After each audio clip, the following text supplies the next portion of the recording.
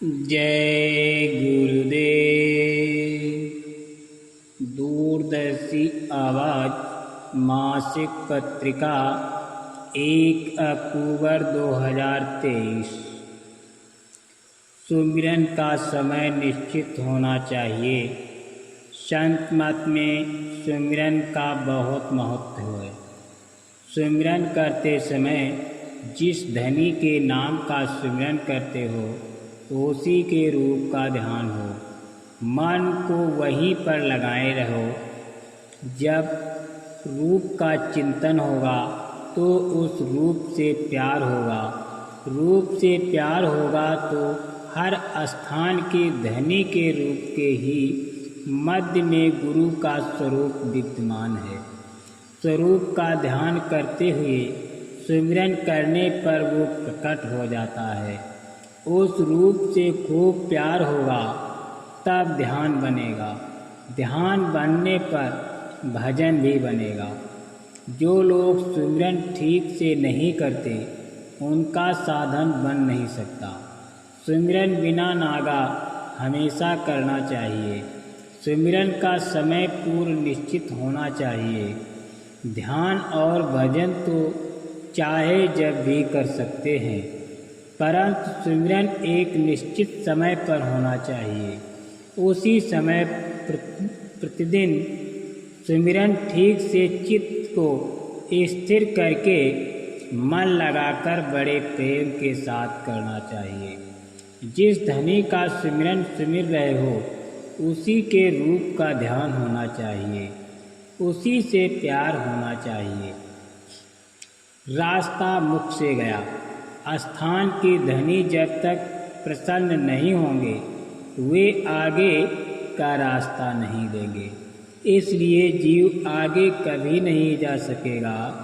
जब धनी के रूप का सुमिरन बड़े प्यार से करते हैं तो वो धनी प्रसन्न होकर अपनी ध्वनि देता है। उसकी ध्वनि के सहारे तब जीव आगे चलता है। धनी प्रसन्न होकर जब अपना मुख खोल देता है तो उसे आगे जाने का मार्ग मिल जाता है। गुरु अंग संग गुरु का स्वरूप हर स्थान पर है। हर धनी के रूप के भीतर गुरु का स्वरूप मौजूद है। बड़े प्यार से उसे प्रकट कर लेना चाहिए। जब गुरु अंतर में प्रकट हो जाते हैं तो वे जीव को अपने संग संग आगे ले जाते हैं। गुरु के ही स्वरूप सहारे आगे की रसाई होती है और अंतर के सूक्ष्म काल माया अंग दूर किए जाते हैं। पहला पाठ याद करो। तो तुम लोगों ने सुमिरन के पहले पाठ को भुला दिया, जिससे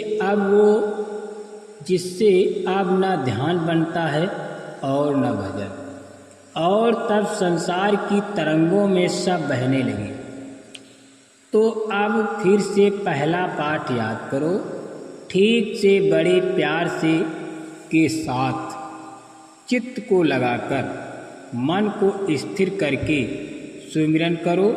जो 20-25 मिनट या आधा घंटा लगे। एक निश्चित समय पर रूप का चिंतन करते हुए सुमिरन करो। तब ध्यान और भजन में भी तरक्की होगी। लोग बदल जाते हैं। भक्तों द्वारा लोगों को भी फायदा होता है। अगर भक्तों के द्वारा दूसरों को फायदा न होता हो तो भक्त खत्म हो जाएंगे। ये सत्संग है, इसको हमेशा ध्यान में रखो और धीरे धीरे वचनों को पका लो। पकाने की जरूरत है। जब धर्म का प्रचार होता है तो कठिनाइयाँ आती हैं। बाद में जो लोग कठिनाइयाँ पैदा करते हैं वही लोग बदल जाते हैं और यश पैदा करते हैं। कुदरत का प्रकोप। सही चीज़ें सही रहेंगी। प्रचार रहेगा। कोशिश तो ये की जा रही है कि लोग आने वाला समय देखें कि सतयुग कैसा होता है। अब ये बात और है कि जिसका समय पूरा हो गया तो उसे तो जाना ही है, ये किसी पर भी लागू हो सकता है। ये भी बात जरूर है कि परिवर्तन के पहले, सतयुग आने के पहले कुदरत का बड़ा भारी प्रकोप होता है, उससे बड़ा भारी नुकसान होता है, कोई खरीद नहीं सकता। मैं वही सलाह सबको दूंगा जो मानव मात्र के लिए काम की होगी, मानव हित की होगी। कोई सलाह ऐसी नहीं होगी जो मानव हित के विरुद्ध हो। एक बात सच है कि चाहे कोई 10 करोड़ दे या 50 करोड़ रख दे, मुझे कोई खरीद नहीं सकता। मैं तो इन छोटे छोटे लोगों के, इन बच्चों के 10 पैसे 25 पैसे पर विश्वास करता हूँ। जिस दृष्टि से, जिस आस्था से, जिस श्रद्धा से ये मुझको पकड़ते हैं, मैं उसी को 10 करोड़ समझता हूँ। नाम संतों के पास। आदमी के लिए मुश्किल है कि आदत बदले, उसका जन्म जन्मांतर का स्वभाव पड़ा हुआ है।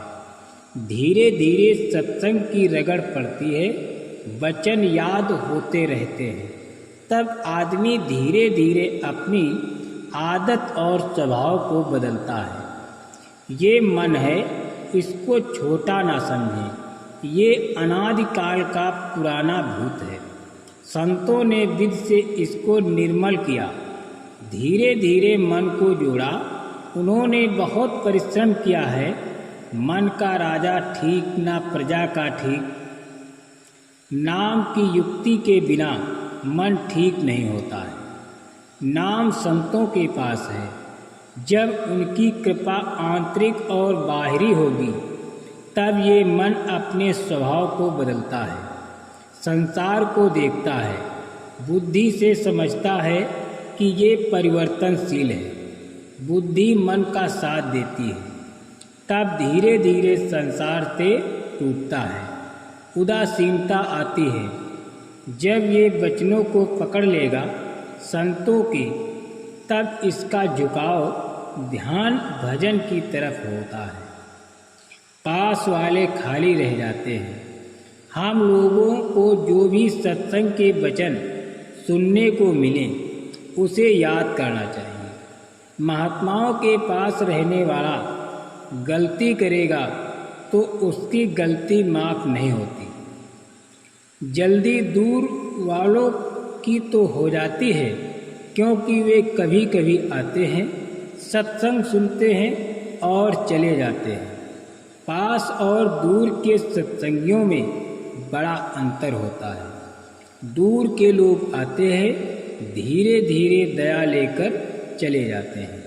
पास वाले रह जाते हैं, उनको ये रहता है कि मैं तो पास में ही हूँ। पीछे ये सोचते हैं कि मुझ पर दया नहीं हुई, इसलिए धीरे धीरे वचनों को याद करें। मन चकमा दे देता है।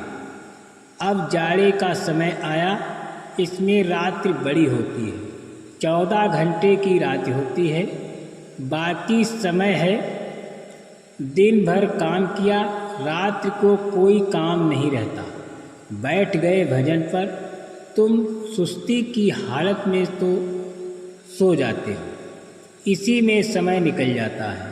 सुस्ती आती है तो भजन जरूर करना चाहिए, सुमिरन करना चाहिए, नहीं तो ये मन चकमा दे देता है। एक ही जन्म में इसको जीत लिया जाए तो ये मामूली दया नहीं है, बहुत बड़ी दया है।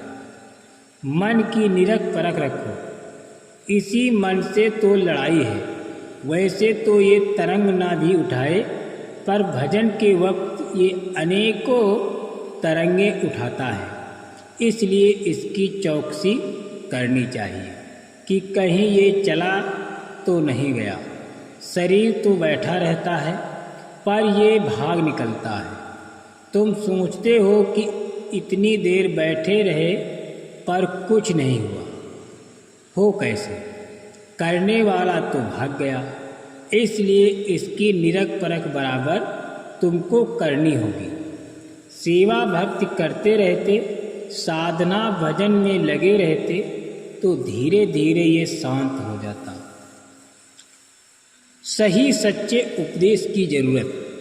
जो समय चल रहा है वो लोगों के लिए अच्छा नहीं। इस समय में लोग अपना अपना धीरज छोड़ देंगे तो दूसरी तरफ लोगों में धार्मिक भावना मजबूत होगी। जो लोग धर्म पर चल रहे हैं, आस्था विश्वास खत्म हो गया, उन लोगों को बहुत पीड़ा उठानी है।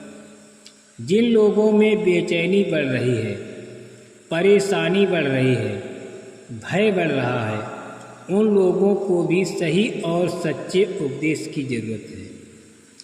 ढील देने का परिणाम। जब महापुरुष ढील देते हैं, ऐसे भयानक दृश्य हो जाता है कि उसको देखकर लोग भयभीत हो जाते हैं। उस समय में कर्मानुसार अच्छे और धार्मिक लोगों की रक्षा हो जाती है और अधर्मियों का विनाश हो जाता है।